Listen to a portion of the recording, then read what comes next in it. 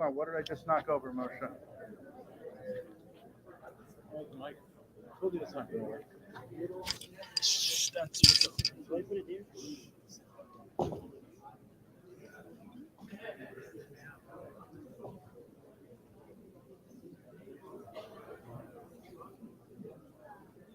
Good evening, everyone. Would you please rise for the national anthem?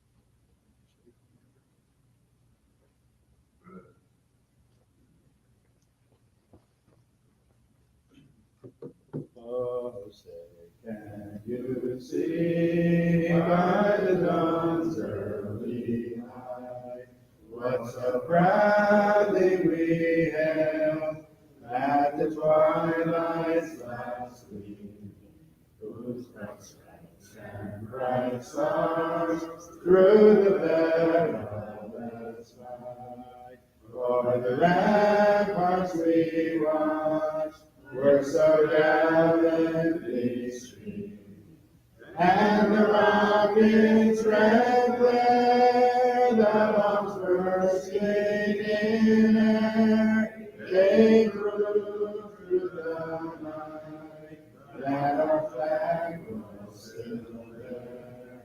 Oh, say does that star-spangled banner yet wave o'er the land of the free and the home of the brave? Please be seated.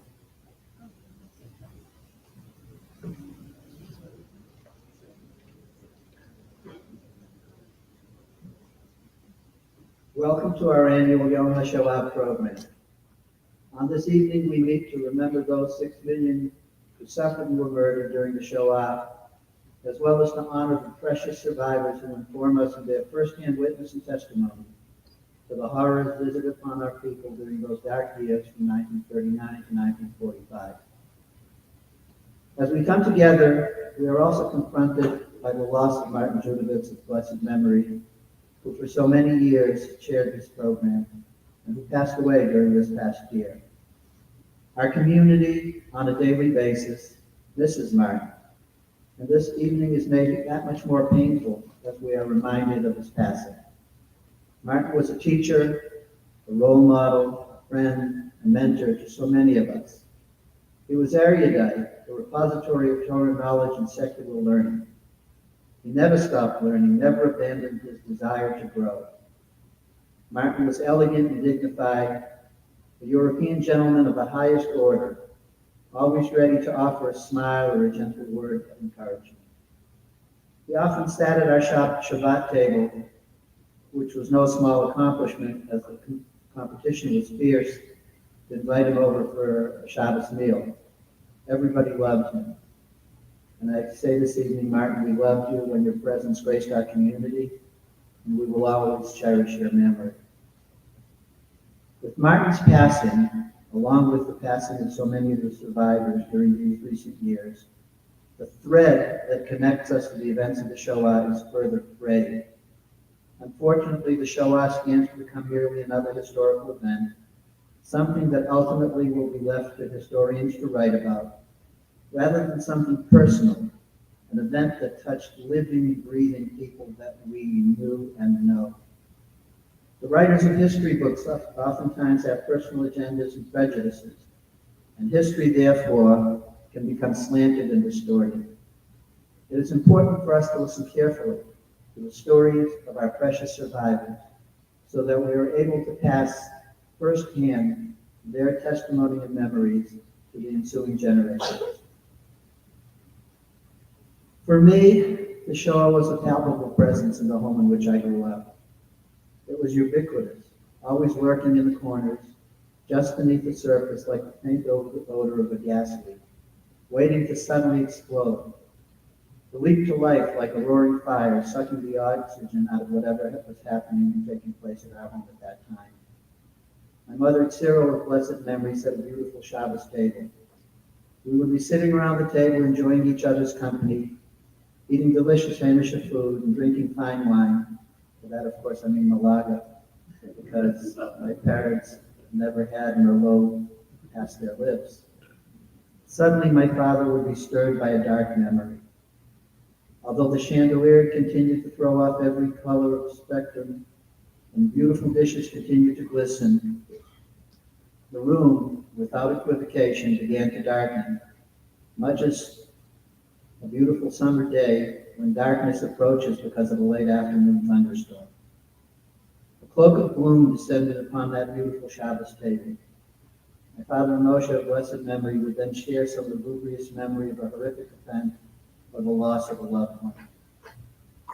The recounting of his sad tale often was followed by questions he posed to the Almighty, questions that only the Almighty can answer. At one point, as we sat there around the table, heads bowed, helpless, he would stop himself, literally shake it off, and say, "Natur nicht fragen." You're not allowed to ask. And then he would say, "Sing yetz," sing something. We sang, and the sun miraculously would reappear, and the glow of Shabbos once again permeated our lives. What a remarkable experience, one that will be forever fixed in my mind's eye. Such lessons of a personal relationship with Hashem were powerful. I imbibed them with my mother's milk. My father's ability to protest, to ask searing questions, and then to let them go astounded me as I watched him go from the brink of heresy to the heights of faith, to the very core of Emunah. If after what he had been through, he could believe, how could I not?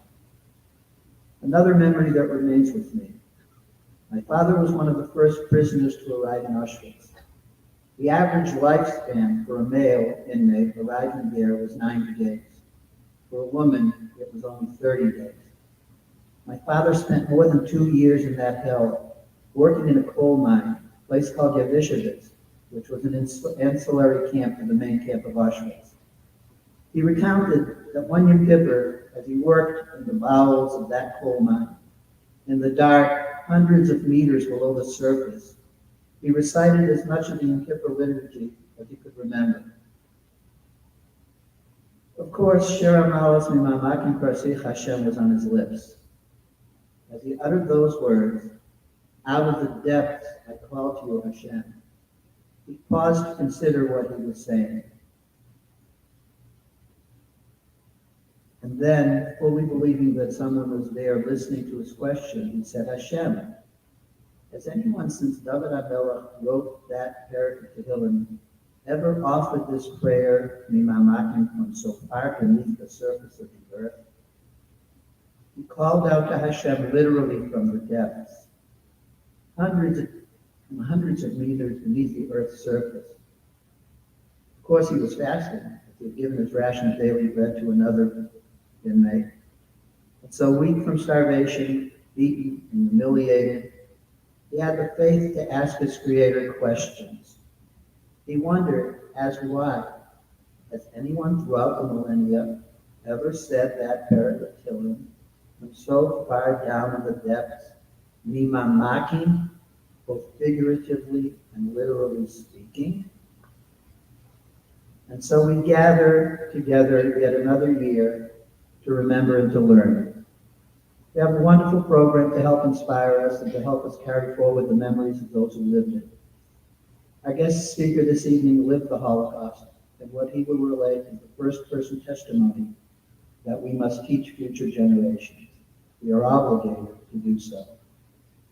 Furthermore, their experience should also animate how we behave today, on a day when the Wall Street Journal reported that there was a 34% increase in anti-Semitic events over the past year. That didn't even count anti-Israel events.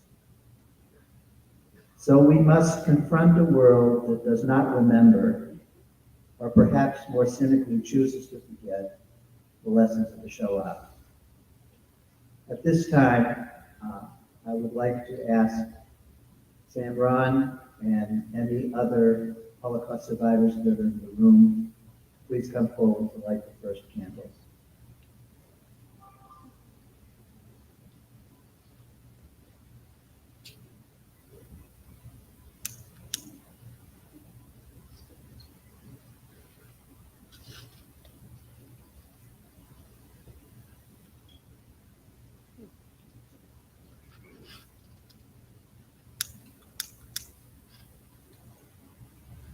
I light this candle in memory of all my friends and family who נספחו ונשמדו בשואה.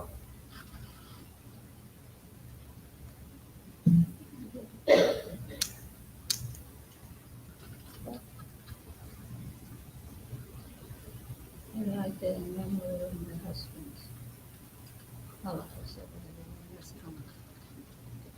I'd like to invite children, grandchildren, who anyone who would like to light a candle, please come forward and to shine.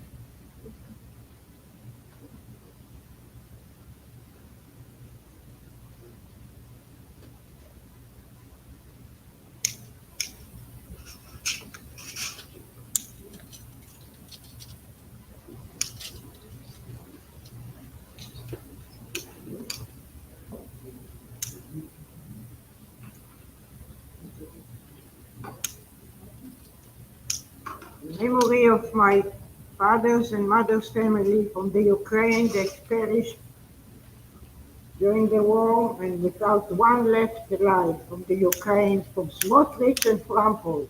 If anybody from Smotrich or Frampol, let me know. Maybe someone survived.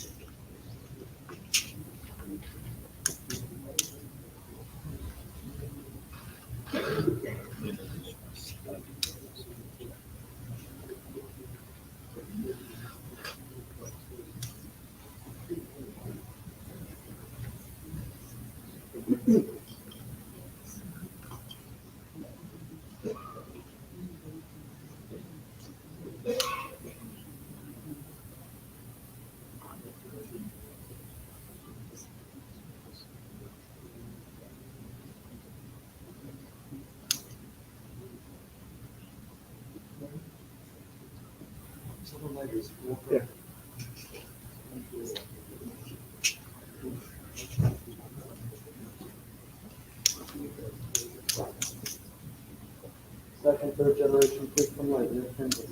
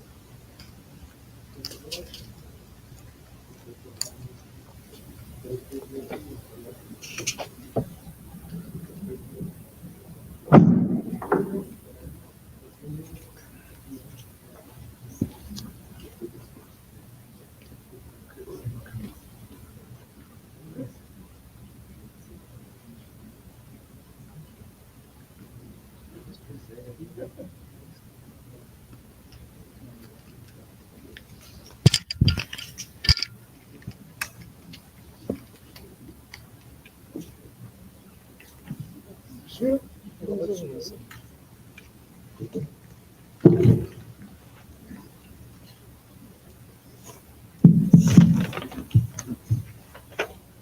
Like it?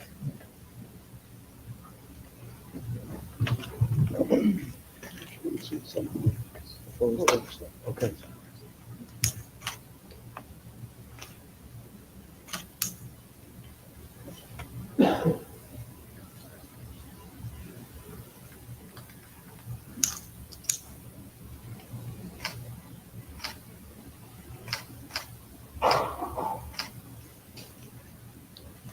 It's a great honor to be able to welcome Sam Ram to be with us this evening, giving tremendous meaning to our Yom Ha'Shoah,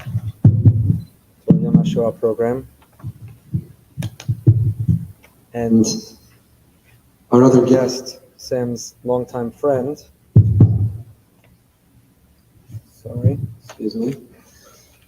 Jack, unfortunately was not feeling well. Look at this. Jack is not feeling well, was unable to be here this evening. Before we begin, Jack unfortunately is not feeling well and was unable to be here this evening. He's in our thoughts and our tefillos. Please God, he should gain his strength and continue to speak together with you. Jack sends his regrets and we'll have the opportunity to hear from him, please God, in the future. But before we even begin our conversation, we're so deeply indebted and grateful to Sam for being with us this evening, to his wife Billa, who's here tonight. Sam would like to say some words before we begin. I just want to say, it is a great honor for me to be here. This great congregation, what we have there, and all the distinguished rabbis. So it's really a privilege and an honor for me to. The other thing I just want to add to this story, that tonight and tomorrow is Yom Ha'Shoah V'Gvura. It's the day is designated because on 27 of Nisan was the end of Warsaw Ghetto uprising. And this is the day when the uprising ended, so the Knesset in Israel decided to have Yom Ha'Shoah on this day. So, thank you. Okay, we're getting the other microphone up and running. But in the meantime, again, it's a great honor. We've all read about and saw the story, Sam, just a month ago, this incredible reunion and the circumstances behind it. Sam is a longtime resident here in Boca Raton and a friend of our community, a dear friend of March of the Living, of which you've been on how many times? I've been 11 times so much. 11 times on March of the Living. And a lot of people in it. And we have a lot of people there, particularly Rabbi Brody. I've been with him for 10 times on the March of the Living. And I hope there may be some people who've been on the march with me too. Yeah. This was one of the great programs that we had. Now this year we couldn't go because what happened right now? Corona. I know this year was supposed to happen. The only thing I will tell you is see, I am a Holocaust survivor from Poland. The tragedy is that we only survived very few. Very few of us survived Polish Jews in the camps. Now a lot of people survived in Soviet Union, 250,000. Some people survived fighting in the forest. Some children survived in the monasteries. But from the camps, was only 70,000 of us Polish Jews survived. And a few of us are still alive there. Not only this, you could see Jack, same age as mine, and he couldn't come today. So a lot of my people were gone there. So it's a privilege for me to be here today. And I represent 100 years of Jewish experience, almost 100 years of Jewish experience. I'll be happy to answer any question or whatever the rabbi would ask me about it. Because the main thing I want to tell you something, that the reason that I could make this house, I had a great start as a young man. I was born in a proud Jewish family, traditional Jewish family. I went to a cheder, and I went to study Hebrew. And in the last year of the war, before the war, I went to Hebrew high school in the city of Krakow, because I was born in the little town 30 miles away there. So I had a good education. I was good looking too. I was a good student, but I got from my parents, from my grandparents, that I could fight the Germans. I never fight them with the arms, but I fight them, and I'm still here. Absolutely incredible. Sam, we're so grateful that you're still here. We're grateful for you being with us here this evening. I want to take a step back really and thanking all those who are here in attendance in person. It's not a simple thing in our time, but the importance of showing up on Yom Ha'Shoah and honoring the Kedoshim, the martyrs, and honoring our survivors and showing them the respect. You are our heroes. We can't begin to fathom what you went through and your dedication and commitment to rebuild. And we are only here as a Jewish people because of you, your resilience and your faith and your fortitude and your optimism and your hope. And so we, the Jewish people of today, are so deeply indebted to the survivors. We wouldn't be here without you. And I want to thank those who came tonight, those who are here in person, and those who are watching virtually, who are part of honoring you. And Sam has a cousin, Rella Feldman, one of my mother's closest friends I grew up with, so we're practically mishpacha. Almost mishpacha with the rabbi. Almost mishpacha, through our mutual, his cousin, our mutual dear friend. And we want to get into your life story, and we want to learn from you, and we're grateful for people who've never been on March of the Living or went back. You can't imagine what it's like, not physically grueling, but emotionally. And for a survivor to go back to Poland, for a survivor to go back to walk the camps in which they suffered, is to live a nightmare over and over and over again. So Sam, that you did it 11 times, and you only did it so that our students would learn and would hear, and the young people would get testimony from someone who experienced it. Thank you. Thank you for your commitment, and thank you for going back so many times. So Sam, before we begin with your life story, walk us through 1 month ago.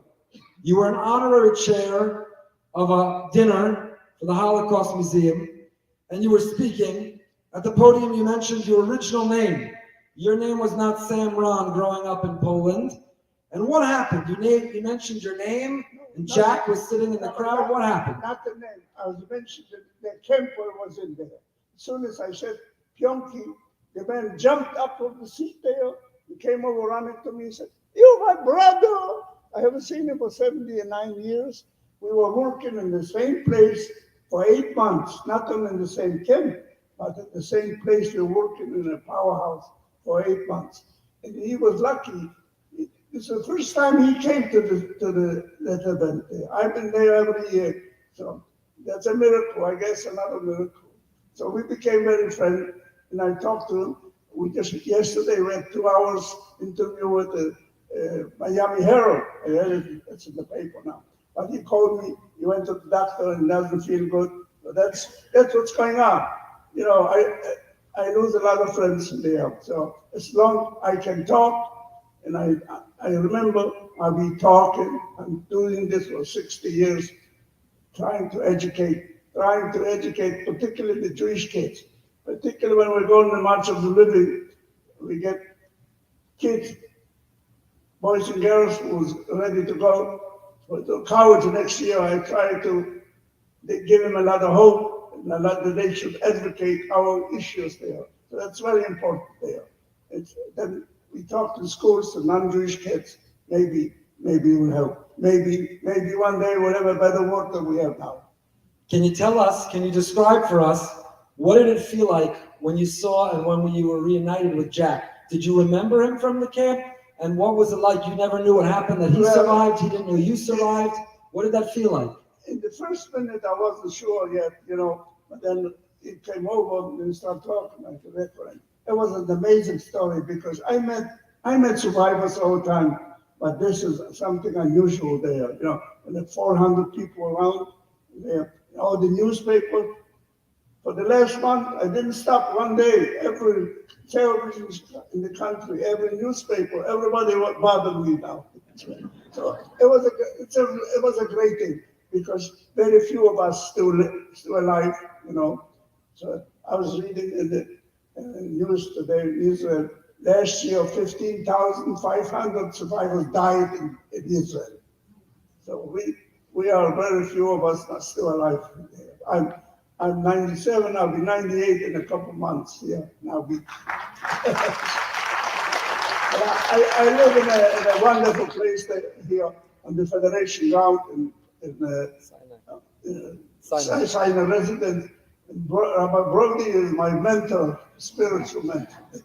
How about the Torah? In Poland too. The Torah. The Torah? Are you dedicating a Torah at Sinai? Yes, I did. We just Mazel tov. they're writing it down. Amazing. So, if you want me to talk about, I'm not going to talk to you about history and what happened in Holocaust. I'm just going to go through to you how it feels to be in a certain situation. Should I do that? Sure. Okay. Now let me tell you. And at age 15, when I was 15 years old, the German attacked Poland. They came to my town after 4 days. After a couple of days, let me tell you, life turned upside down. We lost our dignity. We lost our freedom. Everything we lost.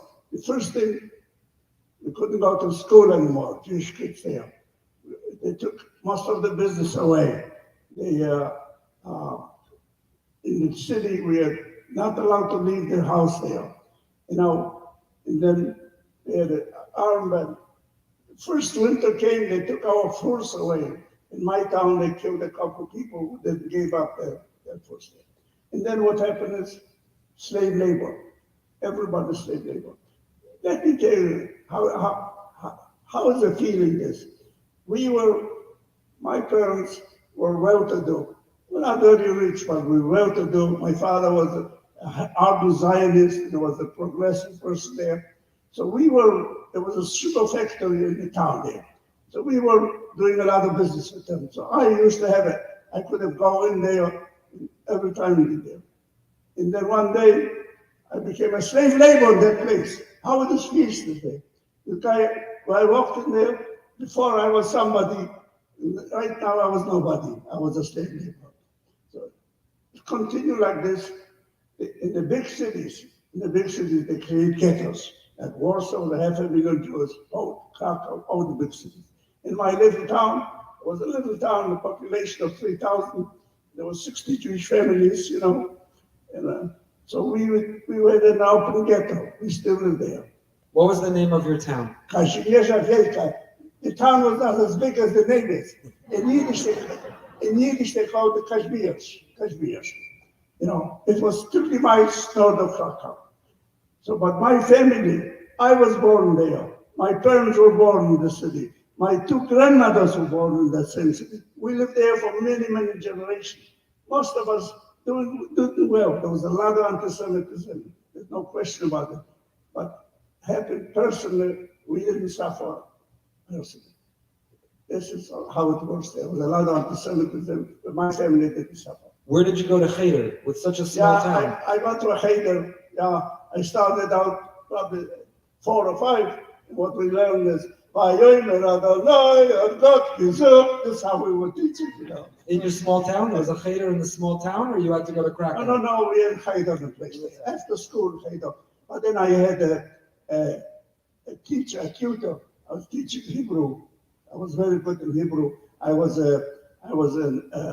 attended in a Zionist scout organization, I know that's really, so I was very good in Hebrew, I was very good, and as a matter of fact, when I went to high school in Krakow last year, in the city of Krakow, it's a wonder, it was the greatest city in Poland, Jewish city.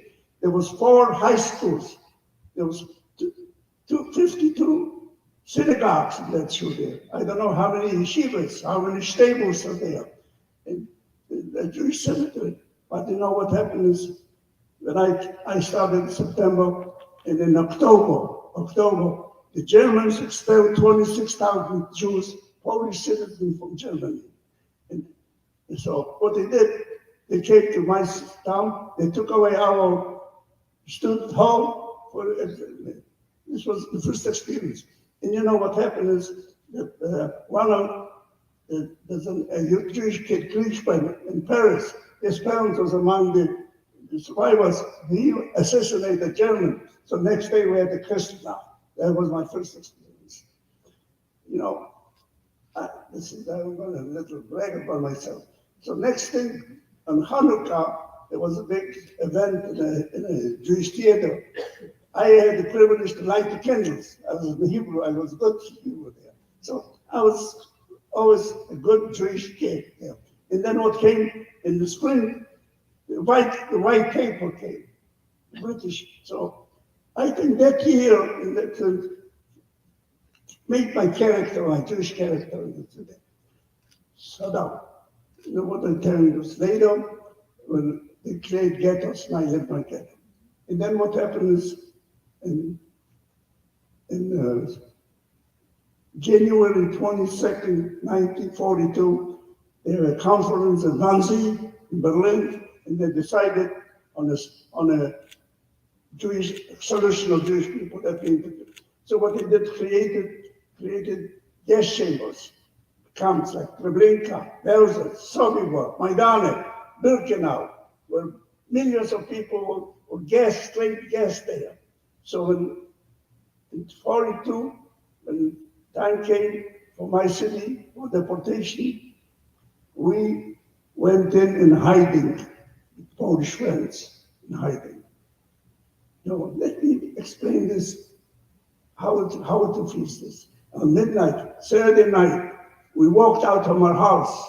We walked out, nobody was chasing us. We walked out from the house, but we had a grandmother, over 90 years old. We couldn't take her with her. So, the emotions, we didn't say nothing, but we know that next day she'd be killed. I'm just telling you, emotions what happens. And then we walked in a barn, 8 people in a barn. Was it difficult to find a neighbor who was willing to take No, you? we had very good Polish friends. They didn't do it for money either, I just want to tell you. They risked their lives to do it. They were willing to risk their own lives. Yes. So we lived in that barn after 2 or 3 months, but there was things was dangerous outside. There was a lot of people executed. So my parents decided we smuggled ourselves into the ghetto Krakow. We smuggled ourselves in. I thought we were smart. The German didn't care that you get in, they wouldn't let you get out. So anyhow, I spent some time in the ghetto Krakow, but I'm not going to make it short. So finally, ever seen the Schindler's List movie? Anybody ever seen the Schindler's List movie? On March 15, 1943, they liquidated the ghetto. So we were working in different places. We were marched in to the ghetto Plaszow. So this was as a suburb of Krakow. And there was 2 ghettos in the Krakow, A and B. In the A and B were over 2,000 people. They were killed. Most of them was shot. You will see it, or probably she was this. Then I get to Plaszow. Now let me tell you this. The first 3 days when I was in the camp, I was burying. They were bringing in the people from the ghetto to bury in the camp there. What we were doing for 3 days, you wouldn't believe this. I found a friend of mine, you know how that feels this. A friend of mine was dead. I buried him, you know. This is unbelievable. How old were you? I was 43, 17, 17. 17. Yeah. So the camp of Warsaw was probably one of the worst things. I was in there because there was a crazy guy who was in charge. Amnon Gett was his name. He could shoot anytime one shoot. And then there were other things like this. There were selections on the place there. You know, selection, everybody stand there. Anybody they don't like, they send them to Auschwitz. I was seeing like women standing behind me, pinching her tits, you know. She wanted looks the place there. Then there was execution there, hanging, you know. It was a terrible place. We're not very hungry over there. Finally, by September, I was coming home from work. I put in a stockade, and the next day, they take us in the cattle cars. It's the first time I walked in a cattle car. You know how it feels to be in a cattle car.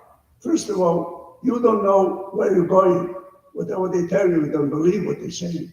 When they show that door, 100 people in the cattle car, they put a bucket of water and a bucket of sanitation. And let me tell you, you become an animal there.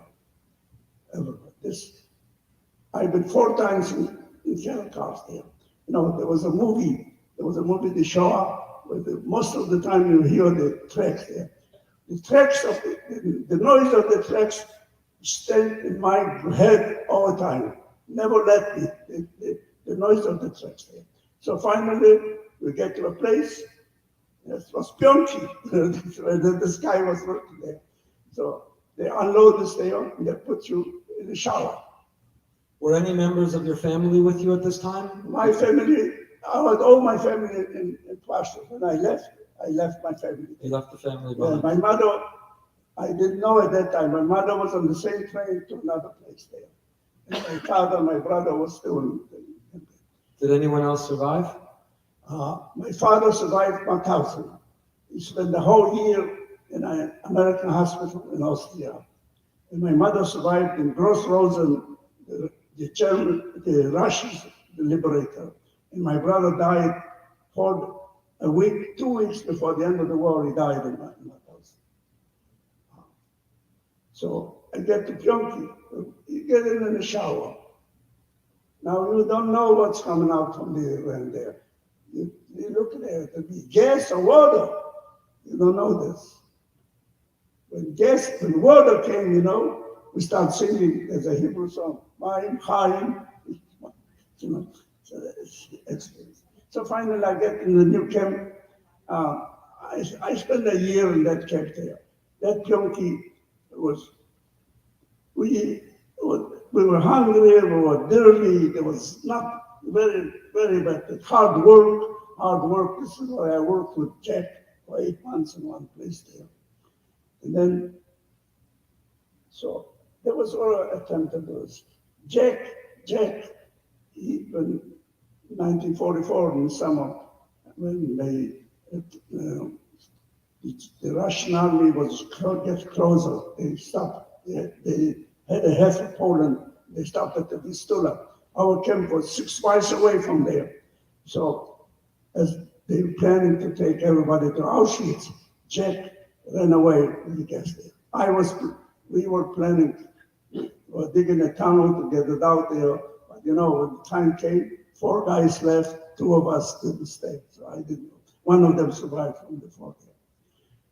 So what happened there is that they stopped working. There was a big ammunition factory, one of the largest ammunition factory. And the manager, the owner of the company, he didn't want to go to the war, to this. He got permission to move the machinery to Germany to rebuild the factory. So he got permission to take 300 Jews to Germany. So one day, I'll make it shorter, one day I went to work on Saturday, I came back, all the 3,000 people went to Auschwitz, and we remained the 300 people. And finally, they told us that we're going to go to Germany. Eventually, we got to Germany. I got to Sachsenhausen, Oranienburg in August 1944. But, you know, when we got to Sachsenhausen, we were sitting on the cobblestones of this great station. They didn't want us. They didn't want the dirty Jews. They didn't have Jews in Oranienburg at that time. The only Jews they had in Oranienburg was people were printing horse money. I don't know if you ever seen the movie there. There were about 200 printers. They printed British money there.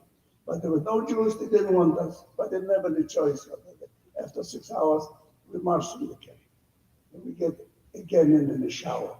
Well, the shower, they cut it, and then they put DDT on us. You know what DDT is? Yeah. And they gave us paper, clothes, no shoes, and they put us in isolation for 3 weeks. If we get well, then we can go back. Then it took us to places where the machinery was, in another campsite. The problem was in Germany in the war there, we were hungry. 8 months hungry. You have an idea what 8 months hungry is? You know what our menu was there? In the morning after roll call, you get coffee. It looked like coffee. Then we go out to work, you come back, you get soup. With clothes about to the end of the war, you couldn't find a piece of wood in that soup. And then on Sunday, you get 2 slices of bread. You know, it was nothing unusual. You wake up in the morning and something next to you is cold there. So hunger, I had no idea, I can't explain to you what means hunger. It was terrible. I mean, it doesn't matter how hard work, hunger was the worst thing there. I had some good jobs one time in Germany, Yeah, I guess take time. Take time, yeah. That's why we're here. So I was in Oranienburg. They took me to Berlin, 10 people. And we were digging out unexploded bombs, 250 pounds. The Americans or the British were dumping. And then they had a German fireman who took care of the detonation. But what happened is, the good thing about it is, there were IR raids. So they showed us with the Germans, and they showed it. And we get in there and find a scrap of cigarette, a scrap of apple. So that was a good job. This was the end of the war for the 8 months. The worst thing, I cannot stress this about the hunger. And then what happens? In Sachsenhausen, we had a red triangle. And then for the Jews, they put a yellow triangle on the other way, so it looked like a Magen David. So one day there were rumors that this is the end, we're going to. No, I never liked rumors, but they always like, next day they're going to separate the Jews from the rest of it. That means with the Jews is a bad idea. So what we did, 2 of us, we pulled off the yellow, and then we became Polish prisoners. So next morning, the roll call, we have to set up by nationalities. So we decided we're going with the Poles. So as we go in with the Poles, they kicked us out. They said, you dirty Jews, go to your own.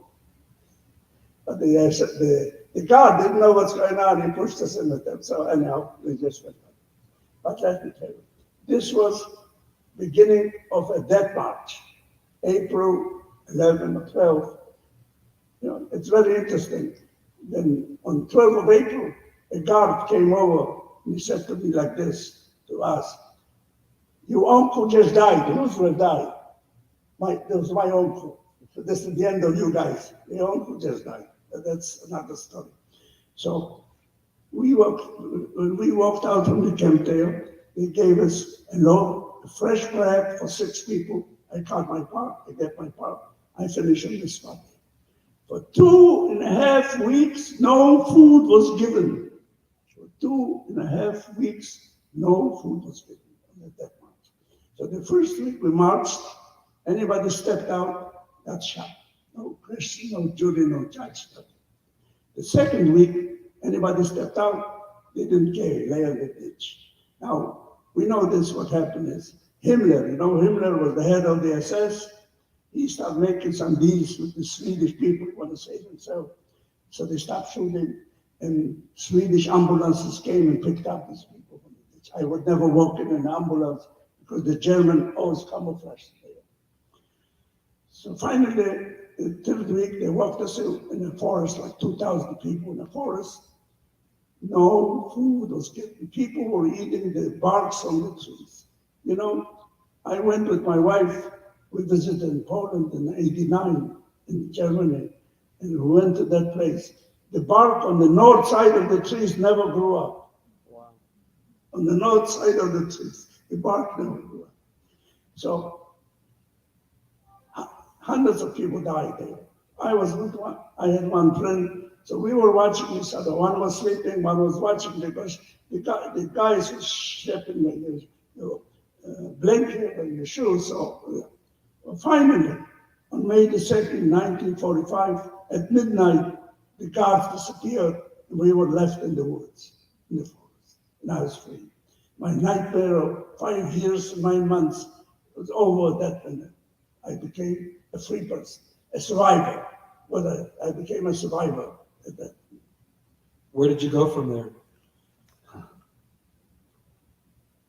So first of all, we had settled down in the city, Shereen, for a while, 2-3 weeks there. There was a lot of stories about it. We walked out of the city, and I seen some American soldiers doing the traffic. And on the side, the two guys standing there. I don't know, it was my idea or the other guy. That guy looks like Moshe from Brooklyn, one of the soldiers. So we went over there and he asked, are you Moshe from Brooklyn? He said, I'm not from Brooklyn, but I know a little bit of Jewish. So he took us in to an apartment store and told us to take anything you want. I received them. Well, we spent a few weeks there, and finally I went back to Poland. Now, in Poland, we were not very welcome in Poland, not welcome there. You know, 1,500 survivors was killed by Polish nationalists after the war. And there was a big pogrom in Kielce, the 42 Jews were killed there. But anyhow, so I went back to the city of Krakow because this is why I knew the city. And there was a Jewish community. And there was a book on the table, anybody comes, sign his name. So before I signed my name, I was flipping around pages, and I found my mother's name. My mother's name in the address. So I just took off like a story, to see my mother. So I knew the city, I knew the place. That's when you learned that your mother had survived? Yes. By seeing her name in that book? Yeah, because she came back from Gross Rosen to Krakow. So I knocked on the door, nobody answered the door. The janitor comes out and said, I knew the janitor, she worked for my uncle. She said, your mother's in hospital. I said, what do you mean? She's not sick, but her sister is in hospital. So I sit on the steps waiting, I don't know how long, an hour, 2 hours. Finally, my mother came. Now, do I have to describe you the emotion? After 2-3 years, I didn't see my mother. My wife says, make up a story, don't make it flat, don't make it clutchy, she said. But, so I said, why is my sister in the hospital? She said, we went back to the little town, Kazimierz-Awielka.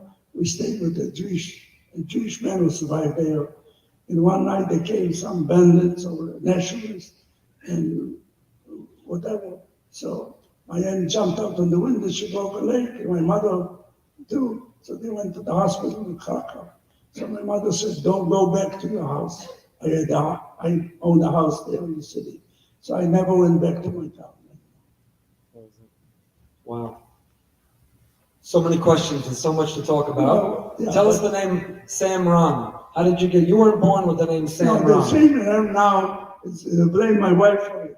She's an Israeli born after we married. She changed my name. My name was Lakoski. She changed my name to Ron. But I'll tell you, this is very interesting because I don't know. I had a cousin. They told me that one of my cousins who survived in the Soviet Union was an officer in the Polish Russian army. So he was in the city, breakfast, and my mother said, "Go see Adam," you know. So I went. So I stopped in the city of Katowice. And when I walked in the street, the guy stopped me. "Oh, you see, friend of mine." Joseph Wurste, same my age. He said, "Sam, what are you doing?" I said, "I'm not doing nothing. I don't know." "So why don't you join me?" He was working for the Bricha. So I joined the Bricha. Now what the Bricha is, we smuggled from Eastern Europe all the Jews out to Italy, and then they went on illegal ships to Palestine, to Israel, Eretz Israel, whatever you want. So I joined the Bricha. Amazing. So I worked in the Bricha for a while, for a whole year. Now I find my father in the hospital. And eventually, I went in 46 to Eretz Israel. I went on illegal ships because we had permission to take 1,100 young people legally. So I was a madrich for 130 kids. So I went to Palestine, or Israel, Eretz Israel, and came in April the 24th or 25th. So what happened? We got to instead of 1,100, we had 1,300. So the British put us in a fleet in a detention. But after a few days, we left. How long did you stay in Palestine? Palestine, they don't call it Palestine, we call it Eretz Israel. I lived 10 years in Israel. 10 years. Yeah. When I went to Israel, I joined a group of survivors. We were waiting for a place to get the settlement. Now they call it settlement, but that was a issue. So on the spring of 47, I went to, we created, it wasn't in a kibbutz, Nevatim was in the Negev. The mosque was a post there. So we were 30 people there. I was the executive director. I was skilled. So we were there in the Negev, you know, and just make it short there. On November the 27th, 29th, they decided in the United Nations to do that. As soon as they decided the nation, the Arabs started shooting us. So 10 days later, hundreds of Arabs attacked us. And I was wounded in another fellow. But it was a very amazing story because the Negev was cut off from Israel. So we had a pilot on a little plane, a piper, and he used to come bring the mail to us. So one day he come with the mail, he see that Arab shooting. Yeah. So he went back to another place, Beteshen, you know, Beteshen, that's Avraham Avinu, next to the Shiva. And he took a guy from the Palmach, and they opened the door, and they came back. They threw a few hand grenades and a few. There's a movie showing sons of water, but they didn't. So the Arabs disappeared.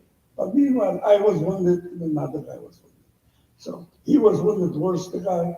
So he took him first. He couldn't take two people in that place. So he took him to Tel Aviv, and then he came back after me. But meanwhile, British military came over to help us. So the guy, my medic could not stop my blood. They helped me, the British medics. And then they took me to Beteshen, and then the piper came back and took me to the hospital. That was in December the 10 or 12. I was wounded. Wow. So Sam, your story is extraordinary. And listening, all of us listening, you were hit by a Polish family, and you went to concentration camp, slave labor camp, death march, and even after being liberated and having a second new lease on life, you're shot at by Arabs and injured. I served the Israeli army. Served in the Israeli army. Yeah. And then finally, I married my wife, Bila. She comes from a Moshav, Yarkona. There's socialism there, you know, Moshav. You know, we married in 49. I left the kibbutz, and then I had a big job there. And we lived for 10 years. We had 2 children in Israel. My life was teaching in Israel. I had a very good job with a good company. What happened, my parents lived in Ohio, and they got sick, ill. So they asked me to come back to them. So in 56, we went to the United States on a visit, and we stayed in there. I had to take care of my parents. It's not too late. You can still make Aliyah. It's not too late. So it's a remarkable story. It's an incredible story. And here's my question, and I'm sure it's on the minds of many. Listening to you, Sam, you're describing the worst atrocities in the history of mankind. And yet you still have the ability to smile and to laugh and to be joyful and to be positive. How? How is that possible? How after everything that you went through, did you not give up hope in humanity? I told you at the beginning, I had a good start. A good start. My parents, my grandparents. My mother told me that I'll make it. I had a story, I'll tell you what the story. When I was in the 5th grade in a Polish school, there was 3 Jewish kids there. There's 1 boy and 2 girls. And in the 5th grade, Jesus was on the wall, they were praying there. Yeah. One day, the guy in Beckley called me dirty Jew. You know what, Sunday, I picked up my ink and I spilled on him there. And I get up, I said, who's dirty now? And they kept there. So I came home, my mother said, you will make it. Incredible. You have an amazing attitude. Sam, I want to ask you as a follow-up, a serious question. There are many people who go through a lot less than what you did, who don't believe in God, they don't believe in Hashem anymore. They give up on Judaism, they give up on their religion, and we don't judge people who went through what you went through. Of course, we don't sit in judgment of others. But I want to learn, we want to learn and be inspired from you. How do you maintain Amunah? How do you maintain your faith in Hashem? How do you maintain a commitment to Judaism and to Jewish continuity after everything that you went through? You know, this is a very complicated question about Hashem. I'm not going in this about Hashem, what happened. Yeah, you know, the only thing I am a Jew with over Ramachai Varim Yehudi.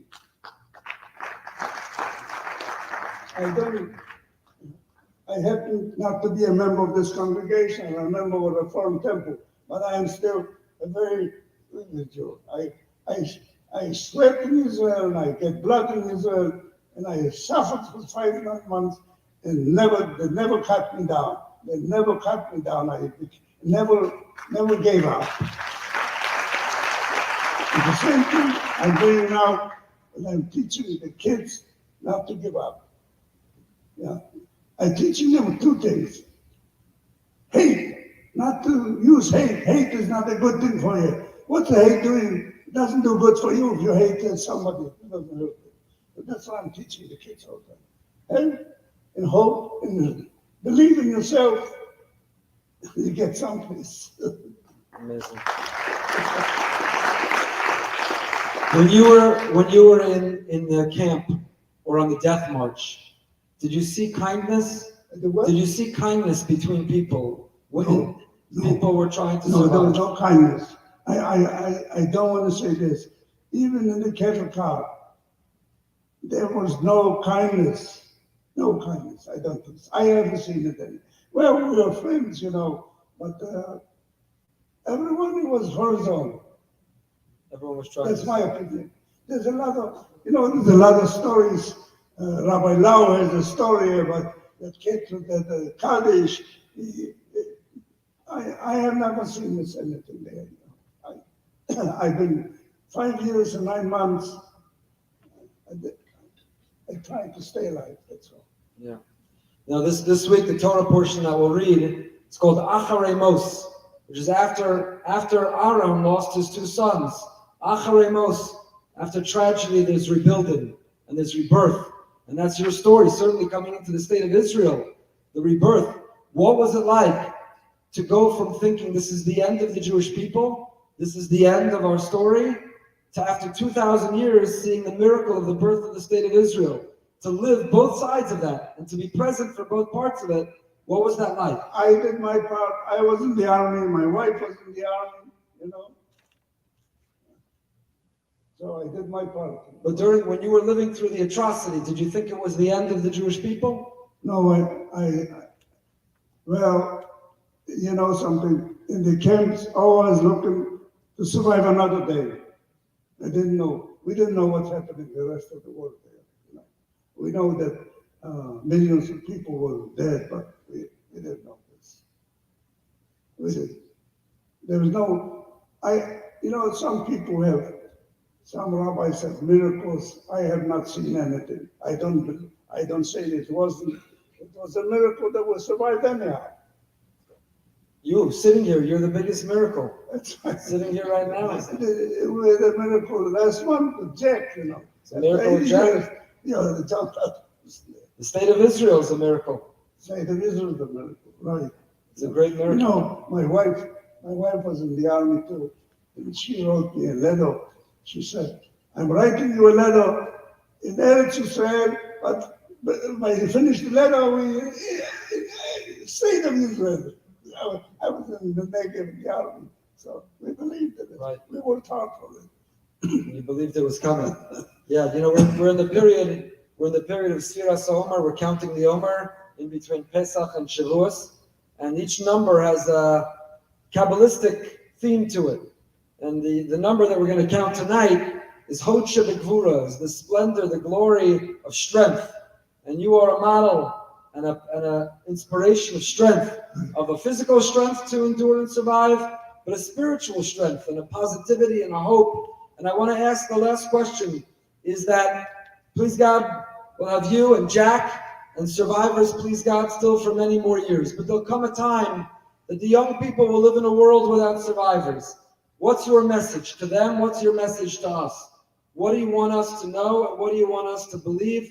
What do you want us to fight for? You mentioned what you tell the young people, but what's your message you want to leave us with tonight? You know, there's one thing that after we gone, there's a museum in Washington, there's a museum in Dayton, there's a museum all over the places.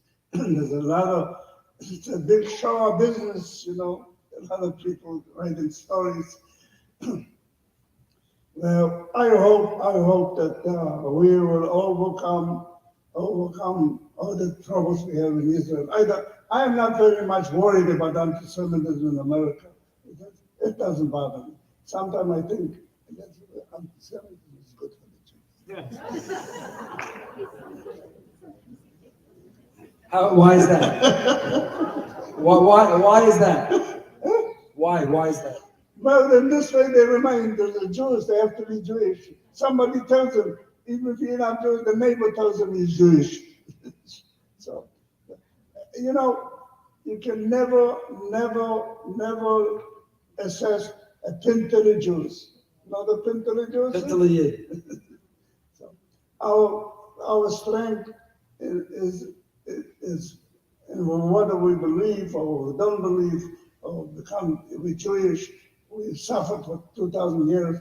We lived in Poland, you know. We lived a good life. Most of us, a lot of us lived a good life in Poland for generations. My family, from my father's side, had the biggest state in Poland, you know. There was a lot of poor people, a lot of anti-Semitism, but we lived there happily.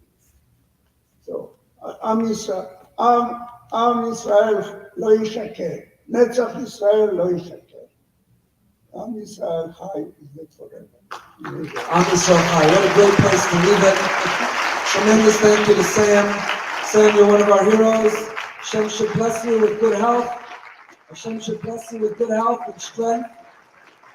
And joy from your family. Many more years together with your love. I had a great family. We created a great family. So Jack had a great family. You know, you come from New Jersey, you know, my family, my friends, all these rich guys in the business there, you know. The builders. There's a lot of poor Jews too. I am on an advisory board for helping survivors. In this half country, we have 260 survivors. We help them. There's a lot of poor people. There's a lot of them. we did, a lot of them did good. Beautiful, beautiful. Sam, thank you so much for being with us tonight and sharing your story. We'll ask everyone to remain standing, and Brother Dean is going to lead us in the Kalmah.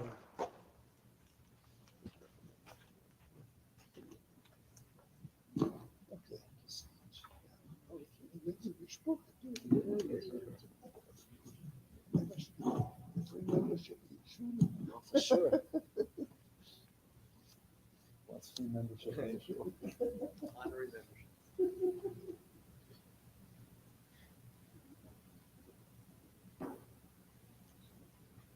El Malay Rachamim, Shochem Amramim, Dayan Alanos Bavisomim, Ansei Menuch Nachon Al Kanfei Ashkinah, V'malos Kedoshim U'Tahovim, Tizor Rekem Atirim, V'nishmos V'ros Alcha Yisrael, Anashim Nashim Bataf, Shenergu V'shenishchatu, Shenechniku V'shenishkefu, V'shenikru Chaim Al Kiddush Hashem.